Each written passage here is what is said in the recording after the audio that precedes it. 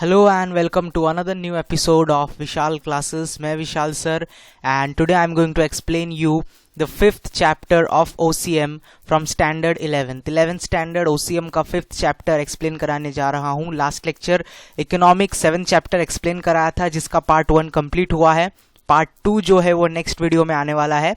आज मैंने सोचा कि OCM का 5th chapter explain करा दूँ. 4th chapter तक हमारा हो चुका है. Now I am going to explain you 5th chapter forms of business organization part 2. Forms of business organization part 1 हमने किया है जिसमें हमने joint Hindu family business, partnership firm, cooperative society, joint stock company ऐसे कुछ organizations के बारे में जाना था. अब हम करने जा रहे हैं forms of business organization part 2 जिसमें हम देखेंगे और भी कुछ कंपनीज होती है और भी different types of business organisations होते हैं. So first part we will cover about the introduction. Then in this chapter we are going to learn about departmental organisation, its features, उसके कुछ फायदे यानी कि मेरिट्स और उसके कुछ नुकसान demerits. Then we are going to study statutory corporation, features, merits and demerits. Then in this same chapter we will study about government companies, its features, merits and demerits. Then multinational corporation, features, merits and demerits. At last there will be some distinguish between summary and exercise. So let's start with the lesson. Page number 10 we have introduction. In India there is coexistence of private and public sector. Private sector organization are owned by individual or group of individual, whereas public sector organization are owned by government. तो हमारे India में दो तरीके की companies चलती है. एक company जिसको हम प्राइवेट कंपनी बोलते हैं और एक कंपनी जिसको हम पब्लिक कंपनी बोलते हैं. प्राइवेट कंपनी कुछ प्राइवेट अमीर लोग होते हैं जो इसको ओन करते हैं. Public company are those company which are owned by government. ये इनका पूरा कंट्रोल गवर्नमेंट के हाथ में होता है. Private sector aims at profit maximization. Private companies जो होती है उनका मेन मकसद होता है प्रॉफिट कमाने का, वो अपने प्रॉफिट को हमेशा बढ़ाना चाहते हैं. While public sector aims at providing reliable service to the customer. But वहीं पे उल्टा अगर हम देखें तो जो पब्लिक सेक्टर्स होते हैं, गवर्नमेंट कंपनीज होती है, उनका मेन मकसद होता है कस्टमर को बेटर सर्विस प्रोवाइड करना. In the pre independence period, मतलब इंडिपेंडेंस के पहले, public sector undertaking were set up in areas like post, telegraph, airline, railways. So India independence के पहले भी गवर्नमेंट कंपनीज थी. पोस्टल सर्विसेज गवर्नमेंट कंपनी की हुआ करती थी, टेलीग्राफ सर्विसेज, एयरलाइन सर्विसेज और रेलवे सर्विसेज, ये सारा गवर्नमेंट ओन करता था. After independence public sector were undertaken as a part of industrial policy 1956. India independent होने के बाद 1956 को एक नया पॉलिसी निकाला गया जिसके तहत प्राइवेट कंपनीज भी कुछ ऑर्गेनाइजेशन स्टार्ट कर सकती है और सर्विसेज कस्टमर को प्रोवाइड कर सकती है. एंड उस पॉलिसी का नाम था इंडस्ट्रियल पॉलिसी 1956. उसके बाद से धीरे धीरे बहुत सारे प्राइवेट कंपनी सामने आने लगी जो गवर्नमेंट के साथ पैरेलली चलती थी. Now we will see the meaning. Public sector organization are those organization which are owned, financed and managed, controlled by government or combination of government. Private sector एक ऐसा organization है जो पूरी तरीके से government own करता है. गवर्नमेंट के जो पैसे होते हैं उसी से इस कंपनी को चलाया जाता है. मैनेज और कंट्रोल भी गवर्नमेंट के लोग ही करते हैं. Example HPCL, Hindustan petroleum corporation limited, and BPCL, Bharat Petroleum Corporation Limited. This both the companies are public sector organization totally owned and managed by government. Now we are going to see definition. Definition हम लोग सबसे easy वाला लेंगे. दो definition है, कोई भी एक हम कर सकते हैं. According to Professor Hansen के हिसाब से public enterprises means state ownership and operation of industrial, agriculture, financial and commercial undertaking. Public sector का मतलब होता है ऐसा ऑर्गेनाइजेशन जो पूरी तरीके से गवर्नमेंट चलाता है. इसकी फंडिंग भी गवर्नमेंट, जो टैक्स मिलता है गवर्नमेंट को, जो टैक्स की फंडिंग आती है उसी से ये कंपनीज चलती है. इसको मैनेज और कंट्रोल करने के लिए जो स्टाफ का सिलेक्शन होता है वो भी गवर्नमेंट एग्जाम्स एंड इसके जरिए लिया जाता है. So according to professor Hanson इसका डेफिनेशन हमने कर लिया. पब्लिक सेक्टर ऑर्गेनाइजेशन को आगे चल के और 3 हिस्सों में क्लासिफाई किया गया है, departmental organization, statutory corporation and government company. तो एक एक करके हम पब्लिक सेक्टर्स के बारे में जानने वाले हैं। पिछले चैप्टर में forms of business organization part 1 में हमने प्राइवेट कंपनीज के बारे में पढ़ा था, जॉइंट स्टॉक कंपनीज, जो कि टोटली प्राइवेटली ओन्ड होता है। इस चैप्टर में हम पूरी तरीके से पढ़ने वाले हैं government owned companies, government company कैसे काम करता है। सो इसमें पहला जो है वो है departmental organization. The organization which is owned, managed, controlled and financed by government is known as departmental organization. So departmental organization का मीनिंग सेम है, ये पूरी तरीके से गवर्नमेंट ओन करता है, मैनेज और कंट्रोल और फाइनेंस भी गवर्नमेंट करता है। तो ऐसे ऑर्गेनाइजेशन को हम डिपार्टमेंटल ऑर्गेनाइजेशन बोलते हैं। We will move on to the next page. It is the oldest form of business organization. ये सबसे पुराने टाइप का बिजनेस ऑर्गेनाइजेशन है। Departmental organization perform its all activities as integral part of government only. Departmental organization सिर्फ और सिर्फ government के ही काम करती है और गवर्नमेंट के लिए ही काम करती है। The minister in charge of ministry is head of this organization. इस ऑर्गेनाइजेशन का जो हेड होता है, इस पूरे ऑर्गेनाइजेशन को जो रन कर रहा है, इसका जो मेन हेड, उसको हम मिनिस्टर इंचार्ज बोलते हैं। जैसे कंपनी में कौन हुआ करता था, बोर्ड ऑफ डायरेक्टर्स, मैनेजर्स, वैसे ही इस गवर्नमेंट में, गवर्नमेंट ऑर्गेनाइजेशन, डिपार्टमेंटल ऑर्गेनाइजेशन में हम मिनिस्टर इंचार्ज बोलते हैं, जो हेड होता है। All departmental organization act through officers of government and all employees are called government employees. इस ऑर्गेनाइजेशन में जितने भी एम्प्लॉयज काम करते हैं उनको हम गवर्नमेंट एम्प्लॉयज बोलते हैं। अब हम कुछ डिपार्टमेंटल ऑर्गेनाइजेशंस के एग्जाम्पल देखेंगे कि डिपार्टमेंटल ऑर्गेनाइजेशन सच में होता क्या है। So examples of departmental form of organization are the post offices, जो पोस्ट ऑफिसेज होते हैं, railways, defence, industries, radio, public utility services. तो ये जो सारे हमने अभी ऑर्गेनाइजेशंस देखे, ये एक्चुअली में डिपार्टमेंटल ऑर्गेनाइजेशन है। जो पोस्ट सर्विस होता है हमारा, जिससे हम चिट्ठियां भेजते हैं, मनी ऑर्डर भेजते हैं, रेलवे जिसका हम डेली यूज कर रहे हैं इधर से उधर जाने के लिए, डिफेंस यानी कि हमारे मिलिट्री सर्विसेज, जो मिलिट्रीज है हमारे देश की, जो हमारी पुलिस है, वो सब इसमें आते हैं। इंडस्ट्रीज, गवर्नमेंट की कुछ बड़ी बड़ी इंडस्ट्रीज है, रेडियो भी गवर्नमेंट का है, और पब्लिक यूटिलिटी सर्विसेज, ये सब कुछ आता है डिपार्टमेंटल ऑर्गेनाइजेशन में। सो ये कोई प्राइवेट कंपनी ओन नहीं करती इनको कौन ओन करता है, इनको ओन करता है government. Now we will see the features of departmental organization. Features of departmental organization, first one, it is managed by government. सिर्फ और सिर्फ गवर्नमेंट ही इसको मैनेज करता है। इसके हर डिपार्टमेंट में एक मिनिस्टर होता है और ये मिनिस्टर हर चीज के लिए रिस्पॉन्सिबल होता है। अगर इस डिपार्टमेंट से कोई गलती हो गई या इस डिपार्टमेंट से किसी इंसान का लॉस हो गया, तो उस लॉस को भरने का जो भी कुछ है, जो भी इसके लिए रिस्पॉन्सिबल होता है, वो होता है इस डिपार्टमेंट का head of minister, minister in chief. Then we have second feature, delegation authority. Now what is delegation authority? जो ऊपर के लोग होते हैं, टॉप एग्जीक्यूटिव्स जिनको हम बोलते हैं, जो बड़े बड़े लोग होते हैं और जो उनके नीचे काम करते हैं, अगर नीचे जो लोग काम कर रहे हैं उनसे अगर कोई मिस्टेक्स होता है तो उनको डांट नहीं पड़ेगी या फिर उनके ऊपर कोई इफेक्ट नहीं होगा। इफेक्ट होगा उन लोगों के ऊपर जिन लोगों ने इसको काम करने के लिए बोला है।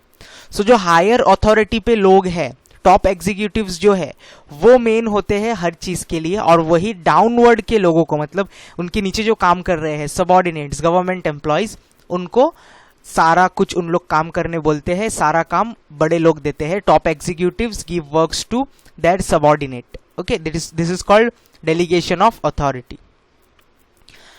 Financed by government, departmental organization है, उसका जो पैसा आता है वो पूरा तरीके से गवर्नमेंट देता है। गवर्नमेंट को कहाँ से पैसे आते हैं? हम जो टैक्स पेमेंट करते हैं, हर आदमी जो टैक्स पेमेंट करता है, direct as well as indirect tax जो भी पे किया जा रहा है, उस पैसे को गवर्नमेंट कलेक्ट करता है और उसी में से कुछ पैसा डिपार्टमेंटल ऑर्गेनाइजेशंस को दिया जाता है। इसीलिए हर साल हमारे देश में बजट निकलता है और बजट में ये डिसाइड किया जाता है कि किस डिपार्टमेंटल ऑर्गेनाइजेशन को इस साल कितना पैसा दिया जाएगा।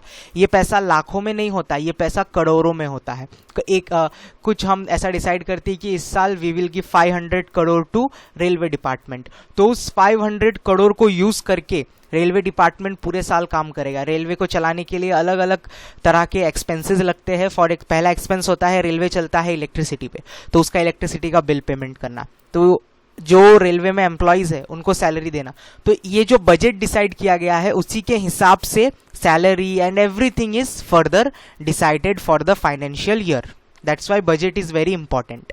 नेक्स्ट टाइम अगर कभी आप बजट के बारे में सुनते हो, टीवी में बजट आने वाला है या कुछ, जरा ध्यान से उस चीज को थोड़ी देर देखना, आपको ये टॉपिक भी समझ में आ जाएगा। As well as Economic Times पे डेली बजट के बारे में छपा जाता है, तो आप इकोनॉमिक टाइम्स न्यूज़पेपर में भी देख सकते हो बजट कैसे रन करता है। Then we have its run by government. ये ऑर्गेनाइजेशन पूरी तरीके से गवर्नमेंट चलाता है। गवर्नमेंट के बजट के हिसाब से गवर्नमेंट के अकाउंटेंट्स होते हैं, गवर्नमेंट के ऑडिटर्स होते हैं, सारा सब कुछ गवर्नमेंट लुक आफ्टर करता है। इसमें कोई भी प्राइवेट ऑर्गेनाइजेशन बीच में नहीं आता। Then we have no separate legal entity. जब तक गवर्नमेंट है तब तक डिपार्टमेंटल ऑर्गेनाइजेशन है। अगर ऐसा होता है कि गवर्नमेंट का सिस्टम बंद हो जाता है तो ये जो डिपार्टमेंटल ऑर्गेनाइजेशंस है ये भी काम करना बंद कर देंगे।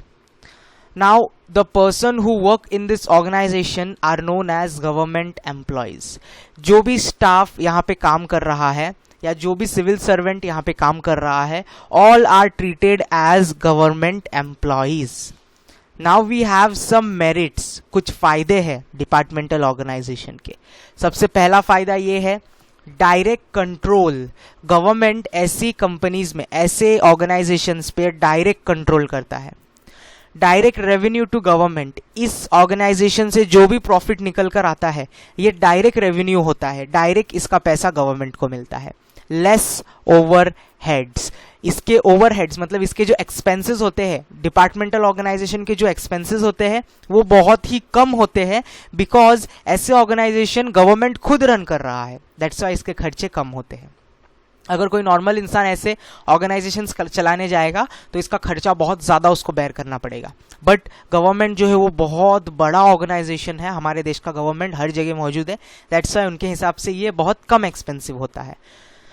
Then we have proper use of fund. हमारे टैक्स के जो पैसे होते हैं उसको प्रॉपरली यूज किया जाता है और गवर्नमेंट देखता है कि ये पैसे का वेस्टेज बिल्कुल भी ना हो, बिकॉज हर किसी के मेहनत का पैसा होता है ये।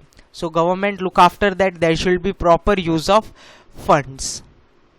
Then fifth we have qualified staff. ऐसे ऑर्गेनाइजेशन में काम करने के लिए हमको अलग अलग कॉम्पिटिटिव एग्जाम्स देने पड़ते हैं। एमपीएससी, यूपीएससी, पीएसआई, एसटीआई, ऐसे कुछ बड़े बड़े गवर्नमेंट के एग्जाम्स होते हैं। ये क्लियर करके जो बच्चे आगे आते हैं, जिनका पर्सनल इंटरव्यू भी होता है बहुत टफ, वो भी क्लियर करके जो बच्चे सिलेक्ट होते हैं, तो आपको समझ में आ ही गया होगा कितने क्वालिफाइड होंगे वो स्टाफ। सो गवर्नमेंट ऑफिसेज में बहुत ही ज़्यादा क्वालिफाइड स्टाफ होते हैं। Then there is maintenance of secrecy. Government के जो भी सीक्रेट बातें हैं वो सिर्फ गवर्नमेंट के लोगों तक ही सीमित रहती है, बिकॉज यहाँ पे कोई प्राइवेट ऑर्गेनाइजेशन नहीं होता है, कोई भी नहीं होता जिनको अंदर की बात मालूम हो। So they can preserve the secret, they can maintain the secrecy. Now we will see some of the demerits. कुछ नुकसान भी है डिपार्टमेंटल ऑर्गेनाइजेशन के, और वो क्या है? सबसे पहला, डिले इन एक्शन। आपको मालूम है गवर्नमेंट के काम बहुत धीमे होते हैं, बहुत स्लो होता है। अगर आज किसी काम के लिए हम लेटर लिख कर दे, उसको होने में 1-2 महीने का टाइम लग जाता है। वहीं पे प्राइवेट ऑर्गेनाइजेशंस में काम बहुत ज़्यादा तेज़ी से होता है, बिकॉज वो मैनेज्ड और ओन होता है एक इंसान से। बट गवर्नमेंट ऑर्गेनाइजेशन बहुत बड़ा ऑर्गेनाइजेशन है, दैट्स वाई यहाँ पे डिले इन एक्शन हो जाता है, बहुत ज़्यादा डिले हो जाता है हर काम में। Then we have red tapism and bureaucracy. Red tapism और ब्यूरोक्रेसी का मतलब क्या होता है? कभी कभी हम अगर किसी बड़े इंसान को बहुत ज़्यादा अथॉरिटी दे देते हैं सारे परमिशंस दे देते हैं उनको, तो वो उस अथॉरिटी और उस पावर का गलत इस्तेमाल कर सकते हैं. That is called red tapism and bureaucracy. So ये प्रॉब्लम एग्जिस्ट करता है. Less scope for initiative.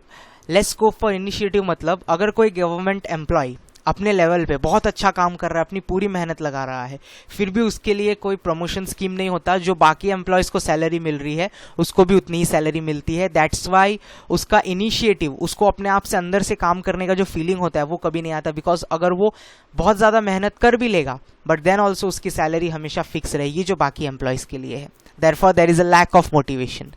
Then there is lack of flexibility. Lack of flexibility मतलब हम लोग तुरंत गवर्नमेंट के रूल्स एंड रेगुलेशन में चेंजेस नहीं ला सकते. इसके लिए बहुत लंबे प्रोसीजर से गुजरना पड़ता है. So there is lack of flexibility. Delayed decision, जैसे कि ऊपर हमने देखा कि एक्शंस में बहुत डिले होता है, सेम तरीके से कोई भी डिसीजन के लिए भी बहुत ज़्यादा डिले हो जाता है. गवर्नमेंट कोई भी डिसीजन तुरंत रातों रात नहीं ले सकता, उसके लिए बहुत चीज़ें सोचनी पड़ती है, हर किसी का ध्यान रखना पड़ता है. As we all know that India is a secular country जहाँ पे हर धर्म के लोग रहते हैं. तो कोई एक रूल बनाने से पहले हर धर्म के कल्चर को, ट्रेडिशन को देखना रहता है कि ये किसी कल्चर ट्रेडिशन को हार्म तो नहीं कर रहा है, ओके, किसी जेंडर को हार्म नहीं कर रहा है, कोई ह्यूमन राइट्स के खिलाफ तो नहीं जा रहा है. इतनी सारी चीज़ों को दिमाग में रखने के बाद किसी रूल को निकाला जाता है. That's why there is a delay in decision. Absence of professionalism. कभी कभी क्या होता है, गवर्नमेंट में स्टाफ्स जो होते हैं वो चेंज होते रहते हैं, ट्रांसफर्स होते रहते हैं. एंड यही एक रीज़न है कि हम कभी भी किसी भी काम में, गवर्नमेंट के किसी भी काम में प्रोफेशनलिज्म नहीं देख सकते. क्यों? क्योंकि मुंबई स्टेट का कोई आदमी या कोई वर्कर है, गवर्नमेंट एम्प्लॉय है, जिसको ट्रांसफ़र कर दिया गया है यूपी में, ओके, नाउ उत्तर प्रदेश में जाकर वो अपना एफिशिएंसी लेवल नहीं दिखा सकता बिकॉज वो वहाँ का खुद का उसका रीजन नहीं है, वहाँ पे वो लैंग्वेज बोलने वाले लोग उसको नहीं मिलेंगे, तो वो अपना 100% उस जगह पे नहीं दे पाता. ठीक है, वो दब के रह जाता है, डर के रह जाता है, या बहुत सारे प्रेशर्स की वजह से वो अपना 100% नहीं दे पाता. But this doesn't happen every time. कभी कभी ऐसा होता है कि कुछ ऑफिसर्स इतने अच्छे होते हैं कि इनको कहीं पर भी आप ट्रांसफ़र कर दो, they can show their 100%. So there is absence of professionalism due to frequent transfers, public criticism. Media वाले आपकी एक गलत हरकत पे मीडिया वाले आपको पूरा रॉन्ग प्रूफ कर देते हैं. सो ये कहीं ना कहीं आपके पर्सनल कॉन्फिडेंस को डाउन कर देता है. And these are some of the reason there is absence of professionalism. Now we have statutory corporation. What is statutory corporation? Statutory corporation is autonomous corporate body created by special act of the parliament or state legislature with defined power, function and duties. State held statutory corporation by subscribing to its capital. Statutory corporation कुछ ऐसी organizations है जिनके ऊपर जिम्मेदारी है कि वो bank के रूल बनाए, कोर्ट के नए नियम बनाए. जो नए नियम बनाने के जो ये होते हैं, मतलब फॉर एग्जांपल हमारे इंडिया में बहुत सारे बैंक हैं, बहुत सारे, Kotak, bank of Baroda, yes bank, HDFC bank. But in सब बैंक को गाइड कौन करता है, इन सब बैंक को रूल कौन देता है? There is one apex bank, that is RBI. सो RBI एक स्टैट्यूटरी गवर्नमेंट बॉडी है. सेम तरीके से बहुत सारे अलग अलग कंपनीज रन हो रही है, बट इन कंपनीज को रूल कौन प्रोवाइड कर रहा है? Companies act 1956. ओके, वैसे ही हमारे अलग अलग तरीके के लॉज एंड रूल्स बनाए जा रहे हैं, कोर्ट के लॉ बनाए जा रहे हैं, कोर्ट के रूल्स बनाए जा रहे हैं. इसको कौन बिल्ड करता है? IPCC बिल्ड करता है. ठीक है, हाई कोर्ट, सुप्रीम कोर्ट, ये सारे लोग इस रूल्स को बनाते हैं. तो इन सारे जगहों को हम स्टैट्यूटरी कॉर्पोरेशन बोलते हैं. तो फॉर एग्जाम्पल सबसे बड़ा स्टैट्यूटरी कॉर्पोरेशन अभी थोड़ी देर पहले हमने डिस्कस किया, reserve bank of India and LIC. जितने भी लाइफ इंश्योरेंस की जितने भी कंपनीज है वो सब किसके अंडर चलता है? LIC के अंडर चलता है. एंड जितने भी बैंक्स है वो किसके अंडर चलते हैं? रिजर्व बैंक ऑफ इंडिया में. तो ये जो है ये स्टैट्यूटरी कॉर्पोरेशन है. Okay, now we will see some of the features of statutory corporation. सबसे पहला, statutory corporation is a corporate body. ये एक आर्टिफिशियल पर्सन होता है जिसका खुद का स्टैम्प होता है एंड सिग्नेचर होता है। ये कोई रियल इंसान नहीं होता, जस्ट इसके नाम पे एक बड़े स्टैम्प को बनाया जाता है और एक रजिस्ट्रेशन नंबर होता है। इसके हर डॉक्यूमेंट में जब तक ये स्टैम्प और ये चीज़ नहीं होगी तब तक इसके हर काम जो है, इसके हर चीज़ जो है वो क्या रहेगी, इनवैलिड रहेगी। So it's a corporate body. Government कितना भी चेंज होते रहे, कोई भी गवर्नमेंट आ जाए, कोई भी सरकार आ जाए, किसी भी पार्टी की सरकार आ जाए, लेकिन कॉर्पोरेट बॉडी हमेशा सेम एग्जिस्ट करता है। ठीक है। आंसरेबल टू लेजिस्लेचर, अगर स्टैट्यूटरी गवर्नमेंट से कुछ भी प्रॉब्लम हो जाता है, कुछ भी ऐसा हो जाता है, तो उनको सारा मैटर लेजिस्लेचर को सुनाना रहता है। Legislature is nothing but our parliament, Lok Sabha and Rajya Sabha, इन दोनों पार्टीज को जवाब देना पड़ता है अगर स्टैट्यूटरी बॉडीज से कुछ गलत हो जाती है तो they are answerable to the legislature. Own staffing system, statutory board में जो लोगों को काम करना है उनके लिए एग्जाम्स बनाए जाते हैं, पीओ एग्जाम, IBPO एग्जाम। सो ये एग्जाम्स जो पास करते हैं या पर्सनल इंटरव्यू क्रैक करके जो आते हैं उन्हीं को यहाँ पे जॉब मिलती है एंड इसका एडवर्टाइजमेंट न्यूज़पेपर में दिया जाता है, इसका रिजल्ट डिक्लेयर किया जाता है। सो ओन स्टाफ रहता है, इनका खुद का स्टाफ रहता है। Then we have financial autonomy. Financial autonomy मतलब हमारे देश का जो भी फाइनेंशियल मैटर है वो सब कुछ ये संभालते हैं। इसका फाइनेंशियल रूल बनाना, बजट्स कैसे डिसाइड होंगे, ये सारा सब कुछ ये डिसाइड करते हैं। जैसे हम थोड़ी देर पहले डिस्कस कर रहे थे कि बजट कौन डिसाइड करता है, मेन किसके हाथ में बजट का सारा फंक्शन होता है। सो RBI is the person, RBI वो बॉडी है, वो स्टैट्यूटरी बॉडी है जिसके पास पूरा फैसला होता है बजट को डिसाइड करने का। नो पॉलिटिकल इंटरफेस, यहाँ पे कोई भी पॉलिटिकल पार्टी का आदमी शामिल नहीं होता, किसी भी एक पॉलिटिकल पार्टी को सपोर्ट करने वाला बंदा यहाँ पर नहीं होता। बीजेपी, कांग्रेस, ऐसा नहीं कि इस जगह पे सिर्फ बीजेपी के लोग रहेंगे या फिर इस जगह पे सिर्फ कांग्रेस के लोग रहेंगे, ऐसा कोई भी पार्टी सिस्टम एग्जिस्ट नहीं करता। ये लोग पूरी तरीके से आइसोलेट रहते हैं, मतलब ये लोग किसी भी पार्टी को सपोर्ट नहीं करते। ये एक इंडिविजुअल है जिनको रिक्रूट किया गया है इस जॉब के लिए। ओके, देन ये जो मेरिट्स है स्टैट्यूटरी कॉर्पोरेशन के वो हम आज नहीं करेंगे, वो हम नेक्स्ट लेक्चर में कंटिन्यू करेंगे। एज वेल एज इसके डीमेरिट्स भी हम नेक्स्ट लेक्चर में कंटिन्यू करेंगे। तो आज हमने स्टैट्यूटरी कॉर्पोरेशन के बारे में पढ़ा और उसके कुछ फीचर्स हमने पढ़े और इस चैप्टर का हाफ पार्ट हमने फिनिश किया है। अब इस चैप्टर का हाफ पार्ट जो है वो नेक्स्ट वीडियो में आएगा। So wait for that video. And ऐसे ही हमारा ऑनलाइन लेक्चर्स चलता रहेगा जब तक सारा सिचुएशन कंट्रोल में नहीं आता। So stay safe at home and do study. जैसे ही हमारा फिजिकल क्लास स्टार्ट होगा, फिजिकली लेक्चर स्टार्ट होंगे, ऑफलाइन क्लासेस स्टार्ट होंगे, there will be test of everything whatever I am completing online. Okay, so will meet in next episode with another new lecture, another new topic. Thank you.